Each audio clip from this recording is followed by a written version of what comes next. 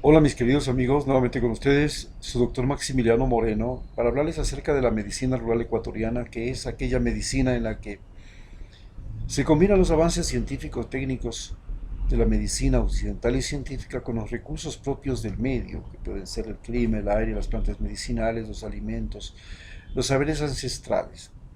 Pero, ¿qué es lo que queremos analizar hoy día? Hoy analizaremos lo que es la movilización indígena como problema de salud y eh, la movilización indígena como parte de los problemas de la salud. Desde la antigüedad, desde la misma conquista española, el mayor problema que tuvieron los indígenas fue la salud. Recordemos que la conquista española significó la llegada de epidemias a América Latina y esas epidemias desolaron, devastaron, crearon desolación. La muerte se hizo lo más común, a tal punto que se dice que la conquista de América llegó a alterar el clima de la Tierra por la cantidad de seres vivos muertos. No solamente seres humanos, también murieron muchísimos animales. Por ejemplo, la aftosa, que es una enfermedad que se produce justamente en los animales que tienen el casco partido, que tienen pezuñas partidas. Afectó, por ejemplo, a la tatabra, que es un animal que existe en la Amazonía, y prácticamente la extinguió. Ha vuelto a renacer después de muchos años. Es, y lo mismo la rabia, que llegó con los españoles, no había rabia en América. No solamente que afectó a los felinos, afectó a los perros que habían antes, que no ladraban, eran unos perros especiales que tenían, pero por ejemplo en México sí habían perros y hasta ahora tenemos los chihuahuas, que son los perros propios de México. Afectó la rabia, pero la rabia además afectó también al ganado que trajeron los españoles y afectó a los murciélagos. Y los murciélagos se convirtieron en los principales transmisores de la rabia a los animales.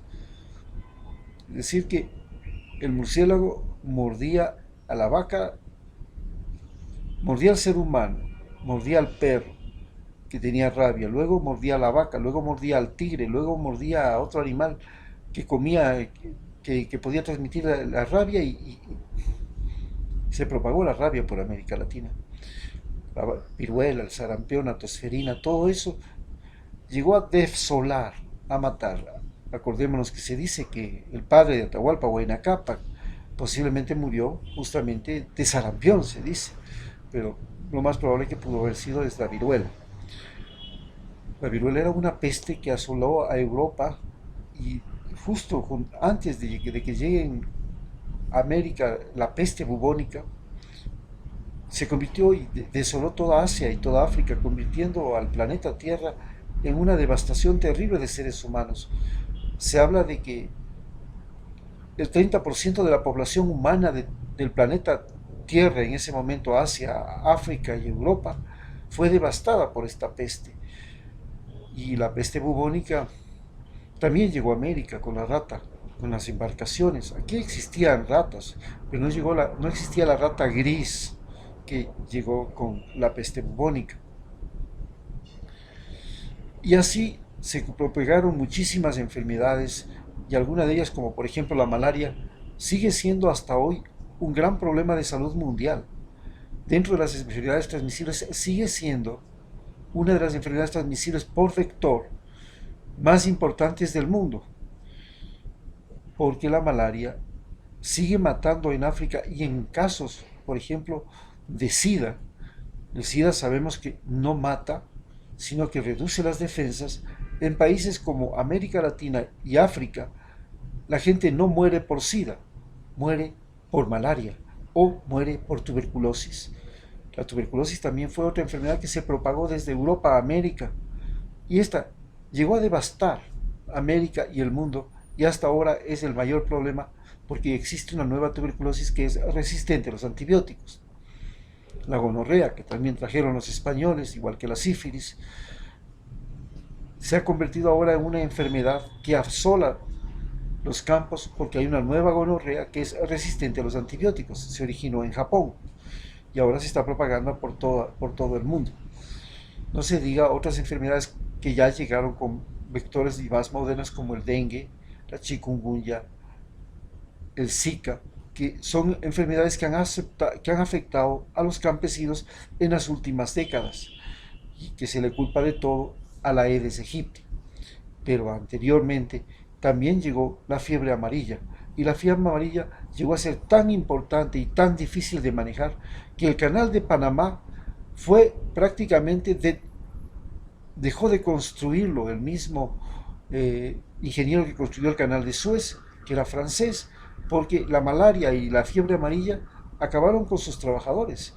Los españoles, perdón, los norteamericanos, cuando cogieron ese canal de Panamá para construirlo, para hacerlo suyo, inventaron algo que no existía. Inventaron una división sanitaria de las Fuerzas Armadas que se dedicó a hacer saneamiento ambiental en Panamá, a fumigar todas las áreas de Panamá para lograr hacer que el canal de Panamá no fuera una zona de transmisión de enfermedades altamente peligrosas para todos los barcos que podían circular por ahí.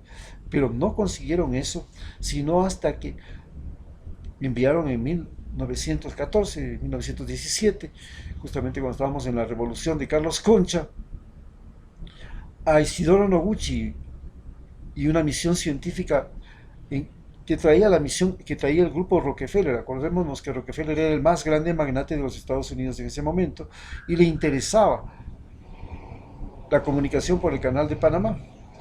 Era el gran constructor de acero, el constructor fundamentalmente de la industria del acero, y le interesaba los barcos para producir barcos de acero, pero eso tenía que transitar por el canal de Panamá, y por eso mandó a la misión Rockefeller acá para investigar sobre la fiebre amarilla, y es justamente entre Ecuador, que llega Isidoro Noguchi, y descubre, junto con lo más tarde en Perú, en Cuba, que primero se descubrió en Cuba y luego se buscó la medicación en Ecuador sobre el virus de la fiebre amarilla.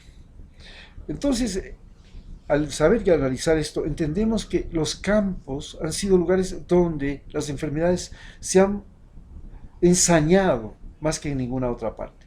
Y esto ha sido la razón fundamental para que una de las grandes luchas de los campesinos hasta el día de hoy sea por el agua, porque ya sabemos que el agua es el principal agente curativo que existe en el siglo XX, que se creó en el siglo XX. Con el agua desaparecieron numerosas enfermedades, y por eso la lucha es por el agua. Ya en el Ecuador el agua fue tan importante que las primeras organizaciones campesinas que se crearon en Ecuador se crearon alrededor de se llamaban las juntas de agua potable. De ahí nacieron luego las juntas parroquiales, luego las juntas cantonales, y así se creó la división política del Ecuador, que nació a partir de las juntas de agua potable, para que vean ustedes la importancia. Entonces, las enfermedades han sido el gran motor de la protesta campesina. Hoy, esa protesta campesina se tradujo en una enfermedad fundamental que asoló y despedazó el mundo andino especialmente, que es la desnutrición. La desnutrición llegó a afectar tanto porque la hacienda, que era un modo de producción traído por los españoles, cambiaba el sistema de distribución y uso de la tierra que tenían las comunidades precolombinas. En el sistema precolombino, normalmente las comunidades indígenas, que eran familias, que eran clanes, ocupaban diferentes pisos climáticos para abastecerse de una diversidad de productos y mantener una nutrición adecuada. Cuando llega la hacienda, obligan a los indígenas a vivir dentro de unos territorios establecidos por la ley impuesta por los españoles, y cada hacendado obliga a los indígenas a comer solamente lo que produce ese pedazo de tierra que ellos pueden disponer. Les priva fundamentalmente de proteínas, leche, carne y huevos, y obliga a los indígenas a comer lo que más producía la hacienda. Si era en la costa, arroz; si era en la sierra, papas. Y así se produjo una gran desnutrición en el país, porque los indígenas se reproducían más, porque cuando hay desnutrición, instintivamente hay mayor fertilidad.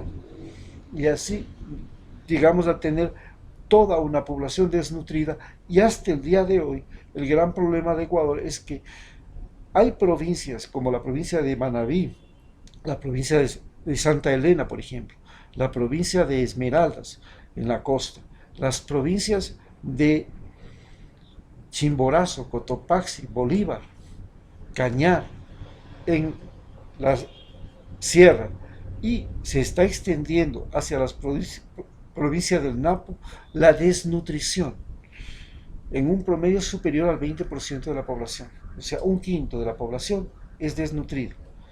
Por supuesto que también estamos cayendo en el otro fenómeno, que es la malnutrición por exceso de hidratos de carbono, exceso de grasas, comidas mantenidas y la falta de movilidad. Pero entendemos que la desnutrición, las enfermedades campesinas, comenzando por la nutrición y terminando en las pestes, han sido el gran motor de la protesta. Muchas gracias.